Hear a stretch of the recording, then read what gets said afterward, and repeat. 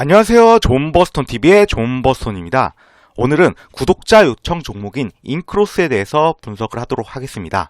먼저 대표자는 이재원 님이고 설립은 2007년에 하였으며 상장은 2016년에 하였습니다. 다음으로 투자 포인트 몇 가지 말씀드리도록 하겠습니다. 첫째, 역대 최대 실적을 달성했다는 점인데요. 인크로스는 SK텔레콤의 자회사로 광고 관련 사업을 영위하는 기업입니다. 분기보고서에 따르면 미디어랩 부문이 전체 매출의 80% 이상을 차지하고 있습니다. 미디어랩이란 광고주와 광고 대행사를 대신해 매체 전략을 수립하고 광고를 집행하며 매체의 광고 영업 및 운영 업무를 수행하는 서비스를 의미합니다. 밑에는 분기보고서에서 가져온 표인데요. 보시면 미디어랩 부문이 매출 비중이 총 80.19%로 엄청 높음을 알 수가 있죠. 그리고 기사에 따르면 2020년도 실적이 역대 최고치를 달성했다고 합니다. 다른 기사에서는 T딜의 총 거래 규모 성장에 따라 인크로스의 이익 개선 폭이 두드러질 것이라고 하면서 2021년 1분기 실적도 전년 동기 대비 증가할 것으로 내다보고 있습니다. 이로 보아 인크로스의 향후 실적은 잘 나올 가능성이 높다고 생각을 합니다.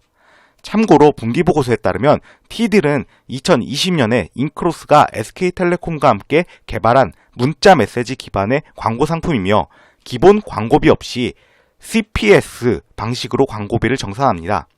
여기서 CPS란 Cost per Sales의 약자로 판매 건당 광고비를 지불하는 방식입니다. 이거 관련 기사 같이 보시겠습니다. 보시면 제목이 인크로스 작년 영업이익 148억 역대 최대라고 나와 있고요. 2월 9일자 기사입니다. 내용을 보시면 SK텔레콤 계열 디지털 광고 전문 기업 인크로스는 연결 기준 지난해 매출과 영업이익이 각각 394억 4천만원, 148억 4,700만원을 기록했다고 9일 공시했다. 이는 전년보다 각각 14.4%, 21.6% 성장한 수치로 역대 최고치다. 당기순이익은 전년보다 32.1% 오른 123억 700만원으로 집계됐다. 라고 하고요. 또 다른 기사를 보시면 제목이 인크로스 T딜은 참여자 동반 성장 모델이라고 나와 있고 이게 3월 4일자 기사입니다. 내용을 좀 보시면 이남수 키움증권연구원은 인크로스의 1분기 매출액은 전년 동기 대비 43% 늘어난 97억 원, 영업이익은 126.8% 증가한 37억 원을 기록할 것으로 추정한다. 라고 나와 있고요. 이남수 연구원은 올해는 T딜을 총 거래 규모 성장에 따라 이익 개선의 폭이 두드러질 것이라고 밝혔다. 라고 나와 있습니다. 또 밑에는 분기보고서에서 가지고 온 내용인데요. 보시면 이에 당사, 여기가 당사가 인크로스죠. 당사는 SK텔레콤과 함께 개발한 LMS, MMS 기반의 CPS 광고 상품인 T딜을 올해 출시하였다고 합니다. 이 LMS나 MMS 둘 다 약간 문자 메시지 이런 거죠.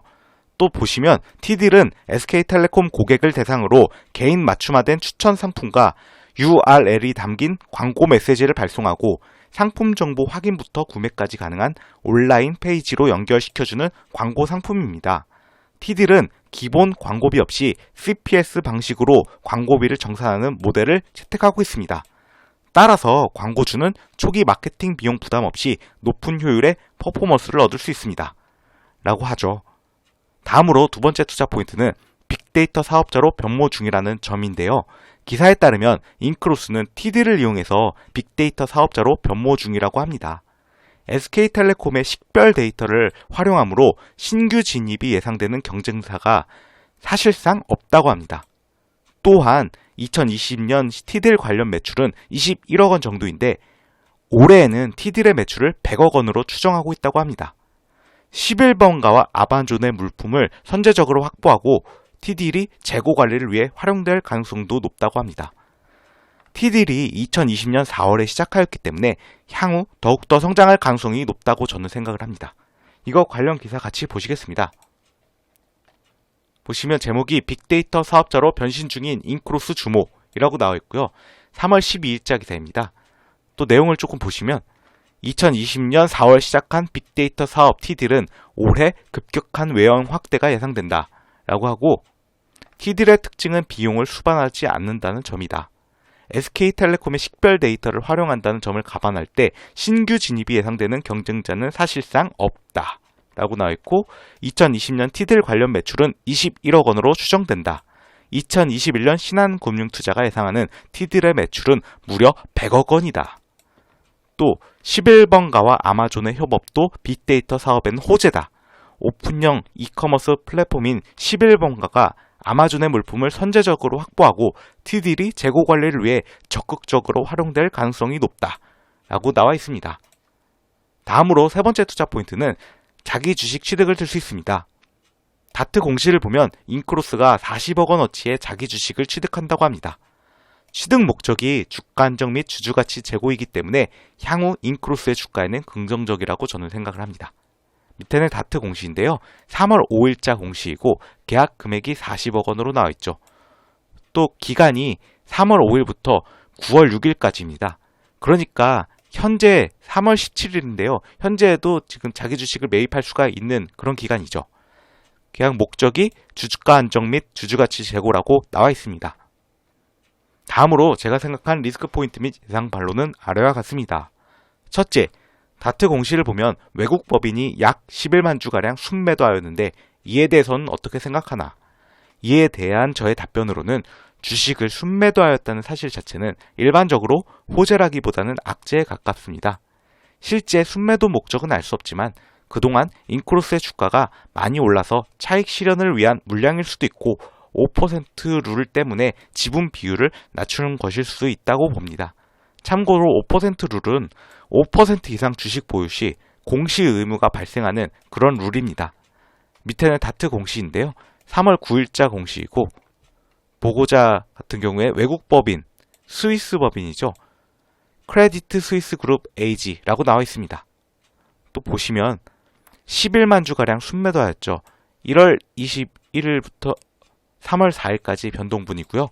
보시면 지분율도 6.04%에서 4.69%로 감소하였습니다. 5% 이하이기 때문에 이 이후에는 추가로 이제 5% 이상 매수하지 않는 한 공시 의무는 없습니다. 그리고 변동 사유가 단순 취득 처분이라고 나와 있습니다. 다음으로 두 번째 리스크 포인트는 현재 주가가 높은 구간인 것 같은데 이에 대해서는 어떻게 생각하나?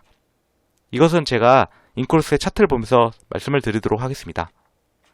이것은 인크로스의 일봉 차트인데요.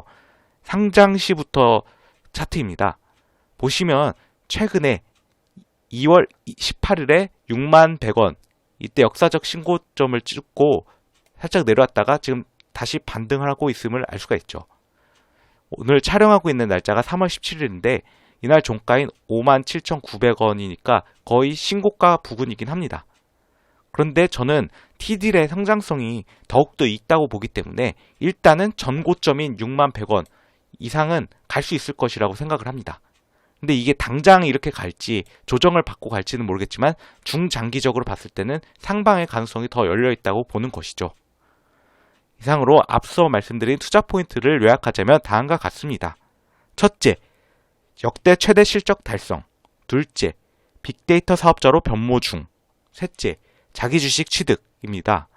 이상으로 인크로스에 대한 기업 분석 영상을 마치도록 하겠습니다. 시청해 주셔서 감사합니다. 여러분의 구독과 좋아요는 영상 제작에 큰 힘이 됩니다.